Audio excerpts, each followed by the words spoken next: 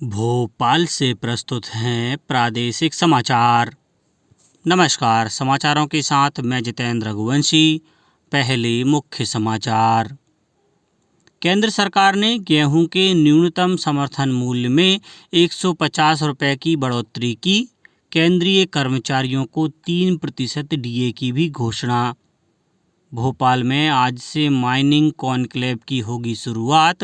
खनन क्षेत्र में निवेश को मिलेगा बढ़ावा। बुधनी और विजयपुर विधानसभा सीट पर उपचुनाव के लिए तैयारियां शुरू। और शरद पूर्णिमा के अवसर पर प्रदेश में कई कार्यक्रमों का आयोजन। अब समाचार विस्तार से।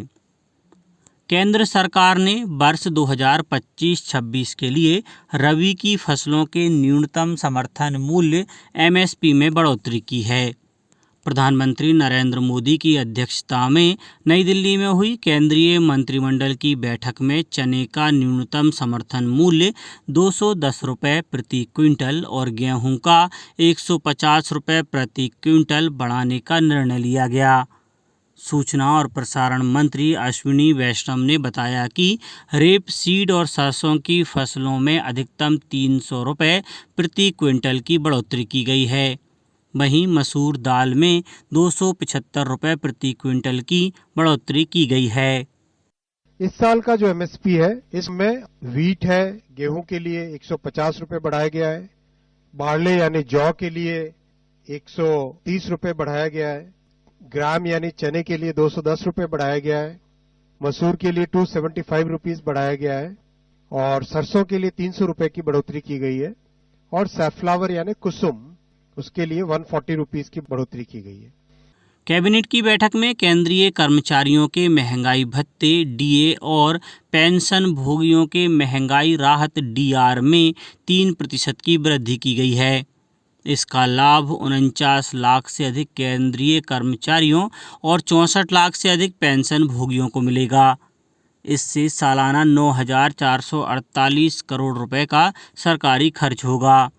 एक अन्य फैसले में सरकार ने उत्तर प्रदेश में गंगा नदी पर रेल और सड़क पुल सहित वाराणसी पंडित दीनदयाल उपाध्याय मल्टी ट्रैकिंग परियोजना को भी मंजूरी दी है।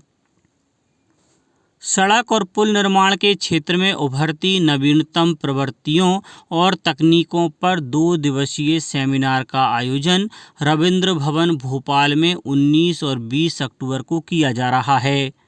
इसमें सड़क और पुल निर्माण की नवीनतम तकनीकों, सामग्रियों और अनुबंध निष्पादन से जुड़े विभिन्न पहलुओं पर विशेषज्ञ अपने अनुभव और सुझाव साझा करेंगे।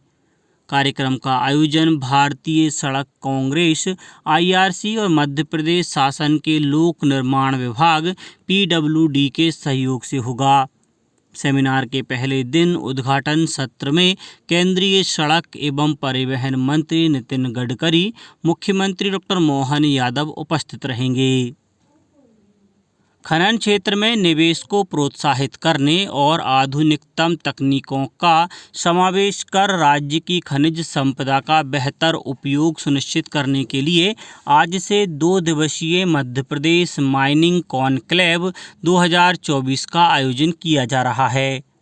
भोपाल के Kushabhau Thackeray international convention centre में आयोजित कॉन्क्लेव में मुख्य सचिव अनुराग जैन संबोधन देंगे और मध्य प्रदेश के खनिज संसाधन पर केंद्रित प्रदर्शनी का शुभारंभ करेंगे।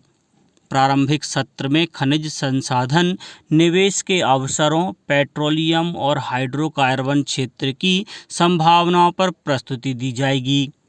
इसके बाद तकनीकी सत्रों में खनन सुरक्षा, स्मार्ट तकनीक, डिजिटलाइजेशन, आर्टिफिशियल इंटेलिजेंस और मशीन लर्निंग के उपयोग पर चर्चाएं होंगी।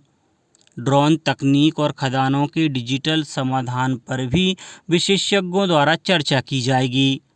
रणनीतिक सत्रों में कोयला, ऊर्जा, चूना पत्थर, सीमेंट उद्योग, मिनरल वेनिफिकेशन और एम सैंड जैसे विषयों पर विचार विमर्श होगा।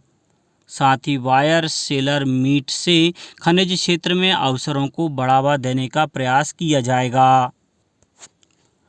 केंद्र शासन की महत्वाकांक्षी प्रधानमंत्री इंटर्नशिप योजना अंतर्गत राज्य के युवाओं को देश की टॉप 500 प्राइवेट कंपनियों में इंटर्नशिप का मौका दिया जाएगा।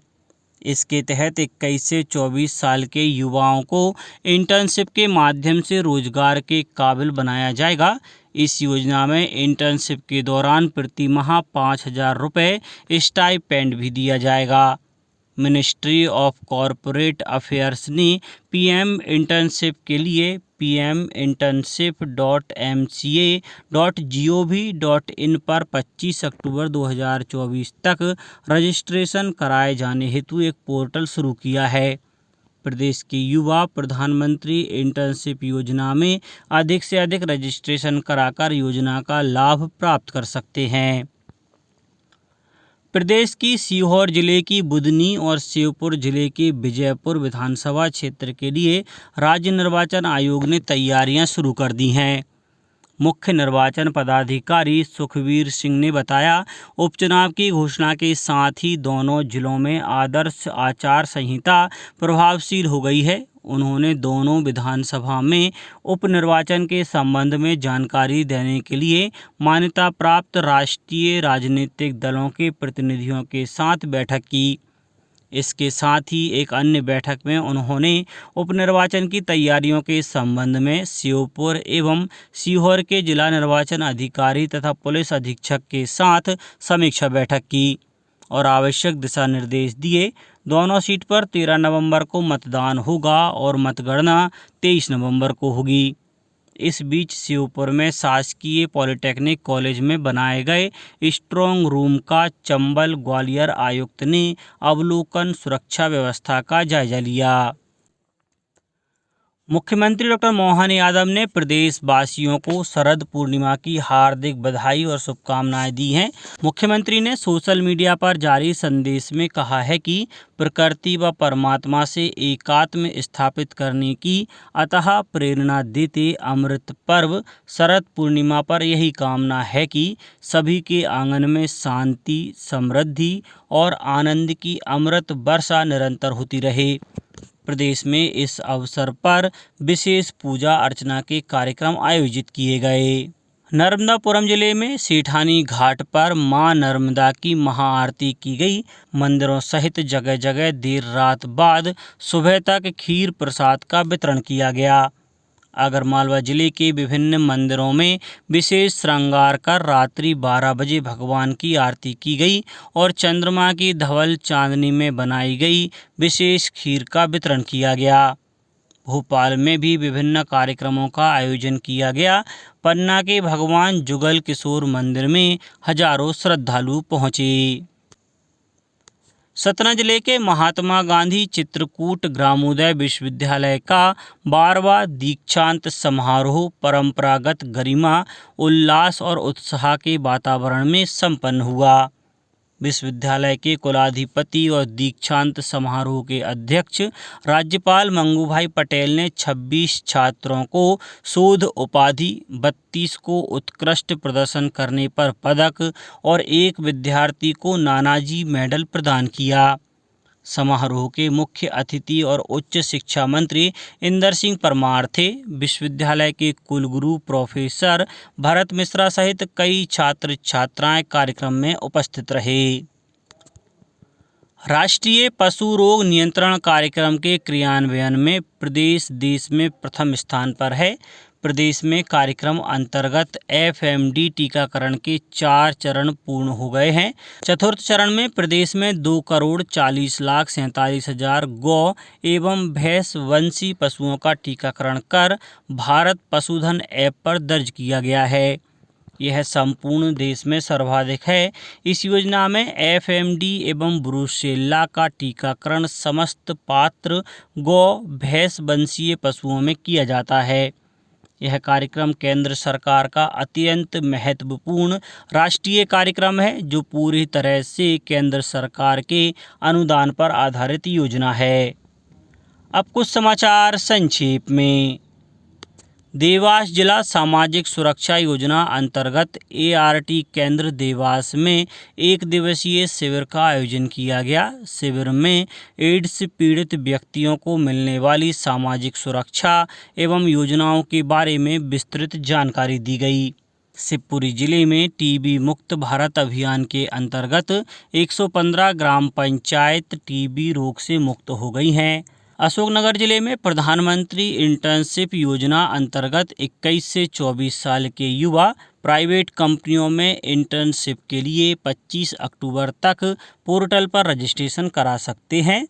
और रतलाम जिला शासकीय ITI में आयोजित हुए जिला स्तरीय रोजगार मेले में 13 कंपनियों में कुल 67 प्रतिभागियों का चयन किया गया। अंत में मुख्य समाचार एक बार फिर। केंद्र सरकार ने गेहूं के न्यूनतम समर्थन मूल्य में 150 रुपये की बढ़ोतरी की। केंद्रीय कर्मचारियों को 3% DA की भी घोषणा। भोपाल में आज से माइनिंग कॉन्क्लेव की होगी शुरुआत। खनन क्षेत्र में निवेश को मिलेगा बढ़ावा। बुधनी और विजयपुर विधानसभा सीट पर उपचुनाव के लिए तैयारियां शुरू। और शरद पूर्णिमा के अवसर पर प्रदेश में कई कार्यक्रमों का आयोजन। आज के इस बुलेटिन में बस इतना ही। नमस्कार।